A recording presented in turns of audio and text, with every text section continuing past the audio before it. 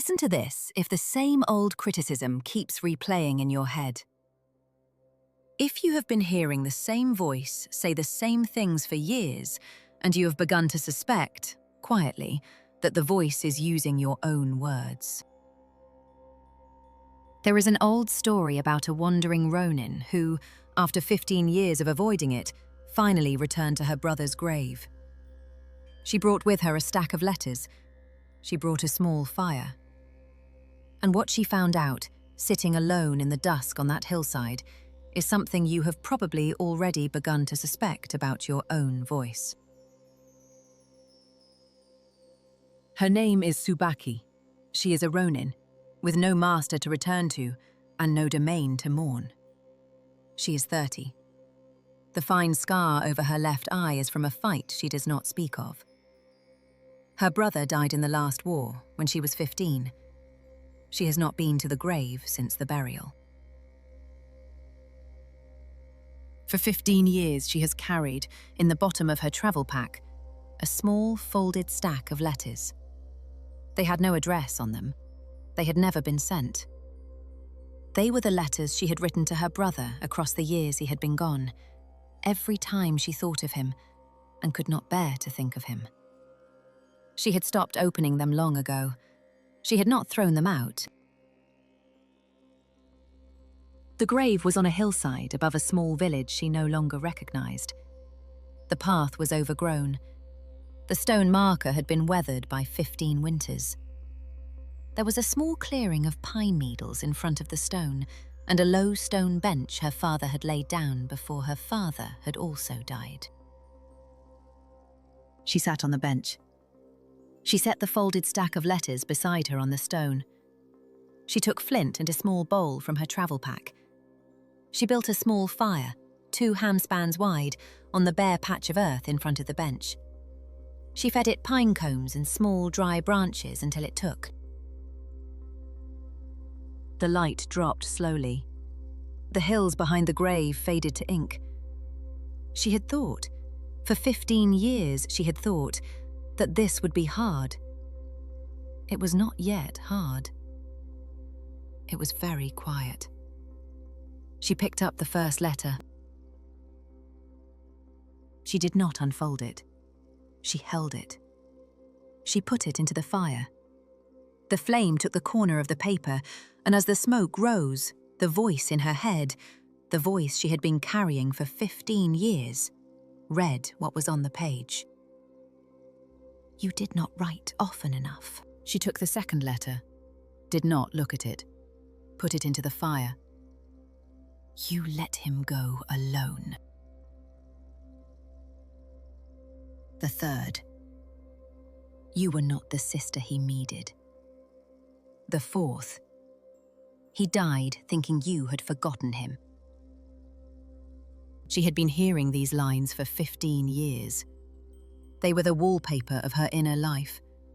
They had been spoken to her, she had always assumed, by the dead, by her brother, by her father, by every teacher and elder and friend whose face had ever appeared in her mind at midnight.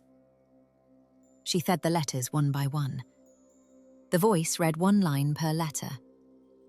The hillside grew dark. The smoke rose vertical in the cooled air.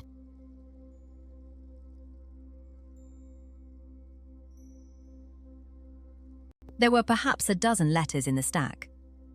By the 7th, she was beginning to notice something. The voice had been reading the lines as if it were quoting other people. But the lines all sounded, at the level beneath the words, exactly the same.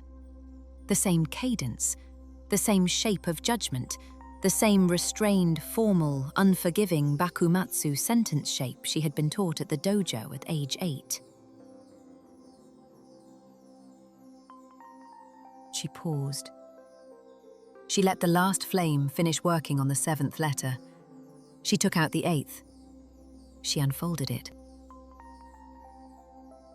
The firelight caught the paper. The ink was faded, but still legible.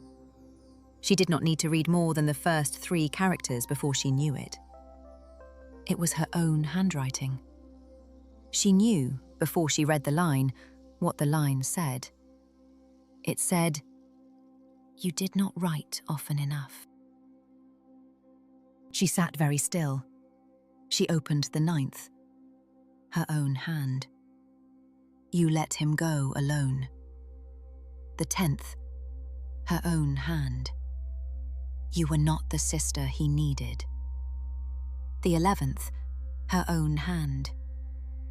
"He died thinking you had forgotten him." The voice she had been carrying for 15 years. The voice she had assumed was her brother, her father, her teachers, the world, was not theirs. It had never been theirs. It was hers.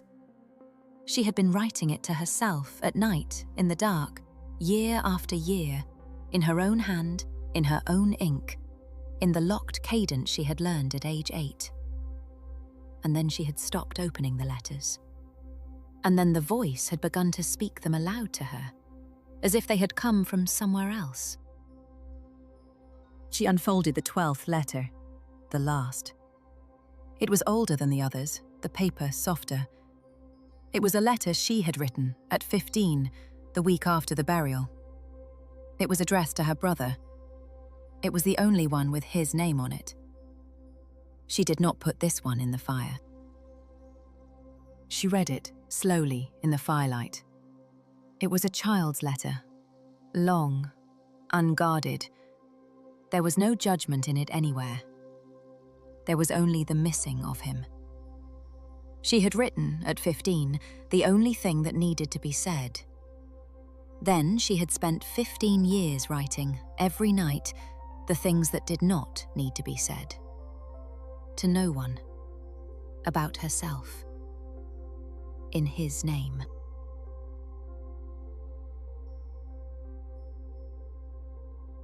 She folded the 12th letter carefully. She placed it inside her travel jacket, near her heart. She sat on the bench until the small fire burned down to embers. The hillside was very dark. The voice in her head was very quiet. For the first time, perhaps, in 15 years.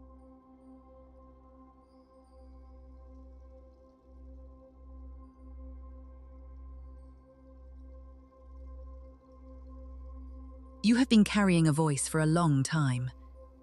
It sounds like someone you loved. It sounds like someone who hurt you. It sounds like the whole world telling you what is wrong with you. It is not them. Most of what the voice says is your own old material. You wrote it in your own hand in the dark, year after year. And then you stopped opening the letters, and the voice began to read them back to you, as if they had come from somewhere else.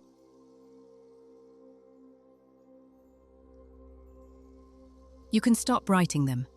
Tonight, tomorrow. You can write something else.